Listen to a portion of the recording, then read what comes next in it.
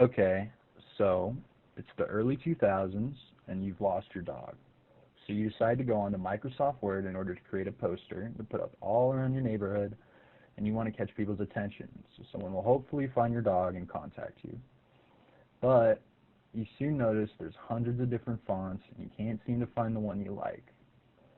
Until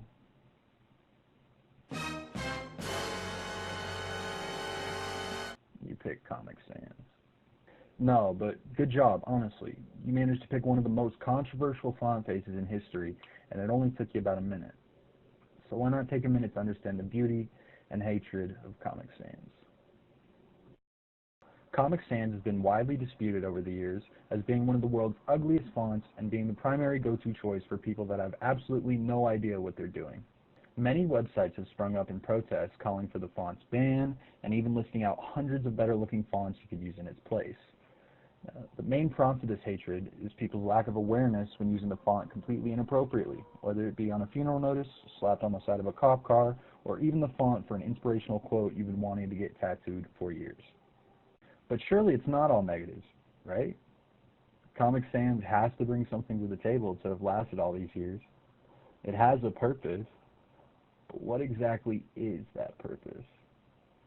The creator of the font based its structure on the lettering of the comic books he had lying around his office, which were Batman and the Watchmen.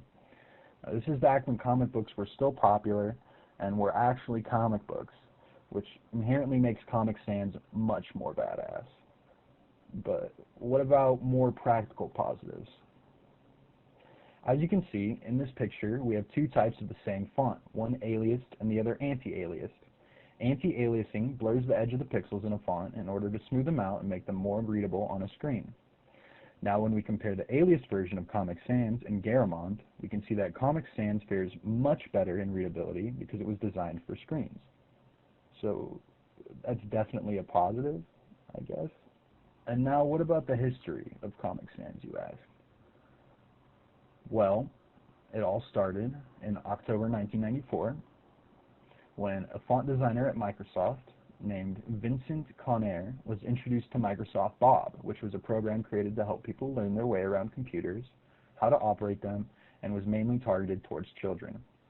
He thought the cartoon dog speaking to you in Times New Roman was inappropriate, so he had an idea that he thought would break the bank.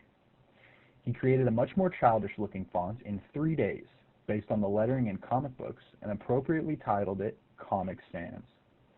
The font never made it into Microsoft Bob, but it did make it into every other program released since then.